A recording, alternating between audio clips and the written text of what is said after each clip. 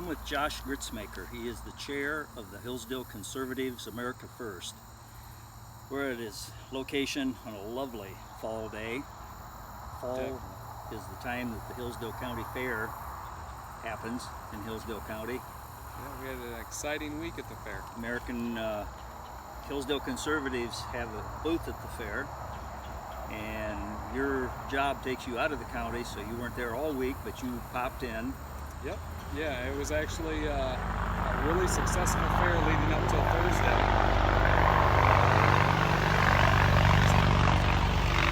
We have to let our cycle buddy pass through. So yeah, we had a really exciting start to the fair. Really good turnout, really good engagement throughout the week. We were selling Charlie Kirk memorabilia, raising money for Turning Point USA. We had multiple petitions we were getting signed for action items for the 2026 midterms and for some candidates here in the state of Michigan. And we also, like we do every year, we're bringing information in regards to local politics. I think that's pretty important at a fair. Every fair I've ever been to, there's always been political discussion and discourse. All through the years, I think that's been part of it. Yep. And Thursday, when I got back into town, I had been gone actually out of town since September 13th. And we set up the booth on Sunday. On Thursday morning, I had a visit from Sabine, the fair manager. We had discussed before through email. I hadn't met her yet, so it was nice to meet her. Very nice lady. And she brought to my attention that there were some complaints made in regards to some of our literature that we were passing out, specifically in regards to the Stephanie Scott court case and some testimony from Abe Dane that we were bringing back, information to the public. She had asked me to stop distributing those flyers that we had made up. And I asked, we went back and forth. I was just trying to get up to speed and understand what was going on in regards to complaints and, who was bringing the complaints forward and why it was an issue if we were just bringing information from the court case to the public. And, she gave me, basic, vague, hey, this isn't what we want at the fair. We don't want mudslinging. We just are making we made a decision that we don't want these distributed. So if it's truth they don't like, that's construed as mudslinging? From their perspective, it sounds like it. I don't know. So I said, okay, sounds good. We still want to share, if anybody wants this article that was linked on the flyer, I said, can I still share that article? You had a QR code on that flyer. Yep. So I asked her, can I still share that information if people want to read the article? It's a little easier than giving somebody a web link or whatever. Right. And she said, yep, as long as you're not distributing flyers, that's fine what you guys talk about in the booth. Fair enough. Immediately removed the flyers from the table that were in question and discarded those immediately upon her visit. About 2 hours later, Abe Dane stopped by the booth. And he is? He's the county clerk. Oh, okay. His picture was on one of the flyers in regards to his testimony in regards to the case. Right. And he said to all of us that were at the booth at the time, I think there's 3 or 4 of us sitting in the booth, said, hey guys, I want you to know I didn't make the complaint. I don't care that you're passing those flyers out. I don't care about the information that you guys presented. It doesn't bother me. He said in a joking fashion, I actually think it's good press. And he laughed, and we told him, Abe, we didn't think it was you that made the complaint. And he said, well, thanks, but I just want you guys to know I don't care about this. This isn't my problem. All right, that was fair enough. That was a stand-up thing to do. Especially if it's truth, and he unless you know otherwise, you got to take the man at his word. Exactly. And so we did. We took him at his word, and we told him, hey, it doesn't matter anyways. We've already removed all the flyers. I left the fair about 2 o'clock that afternoon, and mind you, I'm on the contract as the chair. I'm the one that secured the insurance for the booth. I'm the point of contact for the fair for anything that is going on as the chair. It's responsibilities that I have. That contract is a brief 1-page Yeah, contract's really vague. It is, real basic for vendors, and that's what we're considered as a vendor. And, puts a lot of power into their pocket. Very little that we can say or do based on that contract. Right. But who would have thought we didn't have to be even looking at a contract in regards to how Right. we operate our booth? Right. This is our third or I think fourth year now having a booth as America First.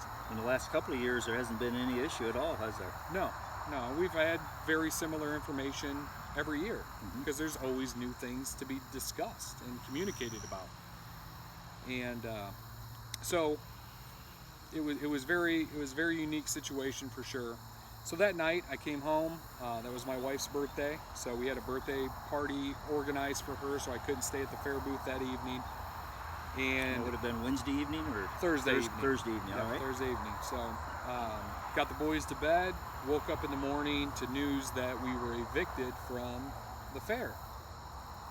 And checked my phone after I got the message. I had no communication from the fair at all Interesting. about this. So Even if they were evicting our booth, I would have expected the courtesy and the communication to be directed to me at some point. You're the contract signing. Correct. So I would have expected at least a phone call. Hey Josh, we're letting you know that we're removing the booth. Right. They could still operate and do as they wish, but there should be some courtesy in regards to how things are operated there. So I was a little taken back by that. I thought that was in poor taste in regards to how that all went down. So I reached out the very next day to fair management. Still have not heard any communication back. They've never answered you. Never answered me. Wow. Never responded. I called and I left an email to Sabine, and I thought we had a great conversation when I met her. Right. I've been very courteous and used as much manners and patience with the fair over the years. Done everything that they've ever asked us to. Made sure our payments were in good terms. Made sure that we did everything we could to be participants of the fair. It's a great gathering of the community from all walks of life of Hillsdale County. So very disappointing outcome. Probably cost attorney. I would assume, the last 2 days are the busiest for fundraising for us. So I would assume the fair cost Turning Point USA $500 to $600 of fundraising that we could have generated for them. That's really disappointing, especially in the light of everything. The conservative Mecca of Michigan. Yeah. Costing them that. That's where we're supposed to be. And I've lived here all my life, but I get the feeling that we're just really not when it boils right down to it. Yeah, and that's part of the reason that me and my family moved to Hillsdale in 2018 was because of the conservative values that I thought enshrine this area. Right. People look at Hillsdale College and what they teach and what they're known for throughout the country, right here in Hillsdale, and they maybe assume, and I think wrongfully, that all of Hillsdale is that way. Yeah. It does not seem that way. Yeah. So I'm still waiting for answers in regards to, and I assume, again, this is just an assumption, but we did have a poster in the corner of the booth with the QR code. They didn't mention anything about a poster. The poster had been in our booth since Sunday. And then, there was no complaints until Thursday with that. They only said stop distributing them. Yeah, she's just point blank, stop passing out the flyers. Fair enough. If their poster was a problem, again, common courtesy would be to pick up the phone or shoot me a text or an email. She's got all these contact points. Right. Hey Josh, I asked you to stop handing out the flyers, but I also need you to take that poster down too. What's that going to take us? 5 seconds to remove a poster? And again, I had just gotten to the fair probably 5 minutes prior to her arrival to the booth. I didn't even know that poster was there until after I had left. Right. Because it was facing out, it wasn't facing in, so I didn't even see it. Even though you're the chair, other members took a large part in putting this all together. Yeah, we're a volunteer group. Everybody that has a role in what they do, it's all completely volunteer. There's nobody paid to do anything that we're doing. We're all just stepping up as taxpayers, as constituents, members of the community to come together to, Right. one, hey, let's make it as conservative as we represent ourselves, and two, get activated and get others activated as well in the political process. You know, the founding fathers would be rolling over in their grave if they even just took a microscope to see the operations of politics here in Hillsdale County. Right. You know, not even, let's not even talk about a grander scale. Right here in Hillsdale County, it shouldn't be just a small group of people that take ownership of the community's politics. Are you thinking they'd probably say, wow, we thought England was bad? Yeah, very, very much so. So, you know, that's a big part of us, is just volunteering, getting involved, and we let our members do just that. We don't hold people back. We're not a dictatorship. Everyone has a role, and as much effort and time they want to put into the group, then more power to them. Right. So now, where do you see yourself going from here? You have a monthly meeting. Yep. And that's coming up just in a couple of days. Yeah. So you know, it sounds like it's going to be a very well attended meeting. A lot of people have reached out since our eviction from the fair to just, you know, kind of show their support. Hey, we appreciate you guys bringing information to us. I think there's been 20 new people that have signed up for communication since Thursday. There was a guy in the demo derby that reached out to me Saturday and said, hey, I want to spray Paid America First on my car to show support of what happened to you guys. I saw a picture of that. Yeah, I said, hey, that's great, man. Never met the guy, you know. So I think the meeting next Thursday, October 2nd, is going to be a really well-attended meeting, and it's going to actually be a unique meeting for the purpose that we're really going to be just doing some brainstorming as a group, getting people's information, getting their dialogue on what their expectations is of us, what their expectations are of the future, and how we can, you know, kind of grow the group from where we are now. I'm sure there will be a lot of communication in regards to this fair situation. That's what I was going to ask. Will this story be told? There had been some talk of a question and answer session. Yep, I'm sure. And everyone's welcome, right? Correct. Yep, open to the public. This is at this coming Thursday. Yep. What's the date? October 2nd, 6 p.m. 6 o'clock Yep. at 7 South Manning Street in Correct. Hillsdale, which is like a block south of the public library. Yep. Just Old Wilson Hall is there's what parking it's called. pretty well all around it. Just Yep. to the north, there's a city parking lot, lots of parking. If the weather's anything like today, a little walk won't hurt most people. No. Maybe I should park in that lot. Right. Yeah. No, it's you know, looks like the weather's going to be a beautiful week, and we're looking forward to you know, seeing some new faces and engaging with the community, because that's, at the end of the day, that's what the group's all about. You know, staying engaged and activating our community to be part of the political process. Right. You know, I don't care if you're Joe Blow that lives down the street and has only 2 pennies to rub together, or you're the richest person in Hillsdale. Everyone's voice is equal in the political That's process. the way it's supposed to be. It's supposed to be. Correct. Yep.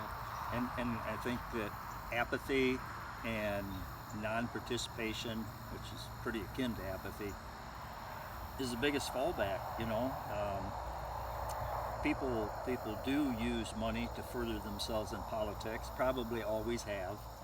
Yep. But Unfortunately, if you have a group of people, or even if you're very diligent yourself, that can go a long way to go beyond even a lot of money. Yep, exactly. You know, So- hard work is doesn't cost you anything but your time and efforts, and that's pretty priceless when you know, especially in a situation like this. So you've heard the story straight from the chair of the Hillsdale Conservatives. You've been invited to this Thursday's meeting.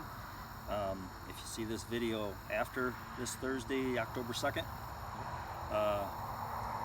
there's always, almost every month we have a meeting. I think sometimes in December we have a get-together, a party instead. Yeah, usually December's the end of the year. It's after an election.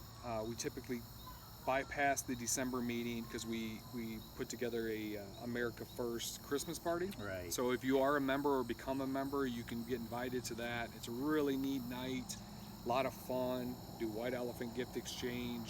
Just a great time of food and fellowship. Yeah, exactly right. So we like to cap the year with that. So. Yeah. So, but we do probably at least 10 meetings a year. And you know, government only works if you do. If you sit back and let everybody else run the government, you don't have a whole lot to bitch about. Yeah. Pardon my language for those that offends, but that's the bottom line. That's So right. Josh, thank you for joining us, Yeah. and we look forward to further videos, and hopefully we'll rectify this situation with the fair and go Yeah. on from here. Yeah, sounds great. So thanks. Thank you.